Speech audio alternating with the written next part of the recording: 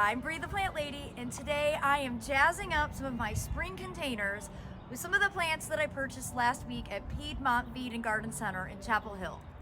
Now, I bought a bunch of plants that aren't really ones that I normally grow because they're really short season here in North Carolina. Now, I love these plants and they're fragrant, and that was actually the main reason that I bought them. But things like Nemesia here. This is a wonderful plant, but it melts in our summer heat. So it's one of those plants that you can plant now, in early spring, enjoy it until it gets hot, and then expect that you'll be replacing it.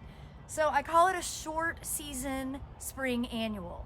Now, what's interesting is that I was thinking about it, and I'm like, I wish garden centers would offer these plants in the fall, because I have a feeling with as mild as our winters have been, that these would actually make it through the entire winter season. Maybe with some extra covering like I already do for snapdragons. But the bottom line is they're never gonna make it through the heat and humidity of a southeastern summer. So, wish the garden centers would expand their offerings for fall, because I don't think we're really reaching our full potential for what we could grow in the cool season, but never mind, I digress. So I bought basically one of every variety that they had, because why make a decision? And I'm just gonna go ahead and fill in some of the gaps. Remember, these pots, I had cauliflower in them all winter. That's all been harvested and eaten. So I've got some open spaces that I think will be really nice to have these beautiful fragrant flowers in. And just to give you an up close view of the before.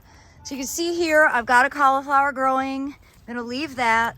But I've got all this room here, so I can put a couple in. I'm gonna clean up this pot and take out some of the arugula that's gone to seed. Let's see, I've got a little room there. I've been debating on whether I should take out these ornamental cabbages that have flowered, but the bees love it so much, you see, that I think I won't. Though I would like to have the space to put in some other stuff. I think I'll just go ahead and cut some of the ugly foliage off on the bottom, and that'll give enough room to be able to plug in some extra stuff as well. And then I've got more containers around front.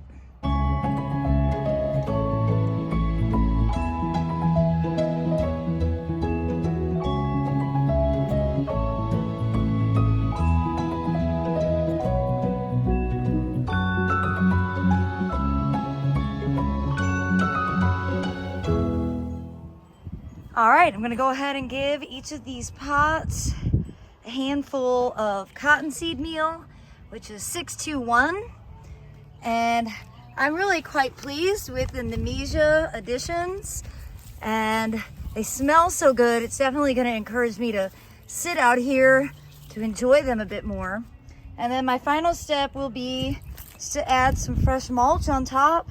That'll really help keep the moisture in the pot and make the container look more finished. And these front planters that we actually just got a new round of cauliflower planted in are looking kind of boring, so I think the addition of the last colorful short season annual will make a big difference. And of course, everything matches white, so I love to have the white snapdragons, because you can basically mix anything you want with it. Everything looks good.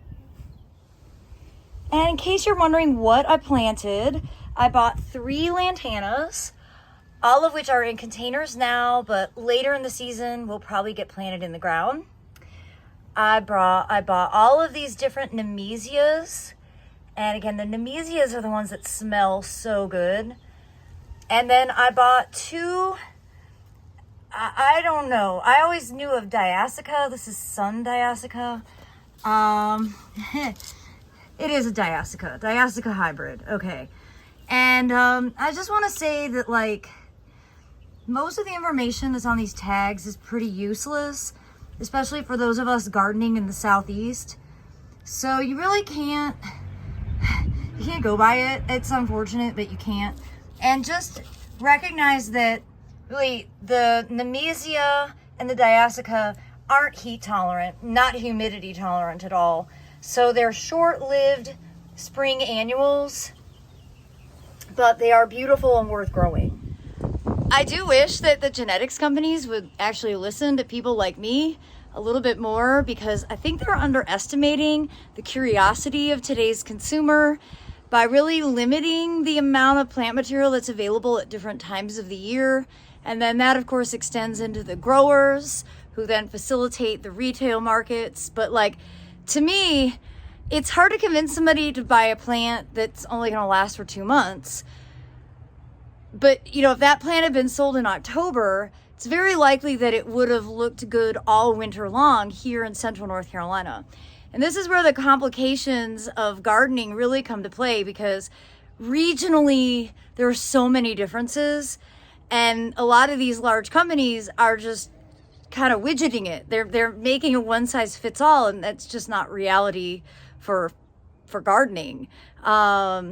And a lot of these plants are being bred, like, you know, in labs or in California or in the Netherlands. And again, they're not being selected for heat and humidity tolerance, which is why trialing plants is so important. And I'm really glad that I get to continue to be included in trial programs with genetics companies. But sometimes they don't really ask the right questions on their surveys.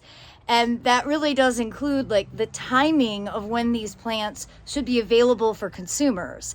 And I personally think Nemesia and Diasica would be better fall planted so that you could enjoy them longer, versus planting them in April, knowing that it's very possible that they'll be dead by Memorial Day. So you don't have that long of a season to get to enjoy them. However, they are wonderful, and I do want to encourage you to try growing them, because, well, it's a better way to get to know some new plants. Well, as always, thanks so much for watching, everybody, and happy gardening.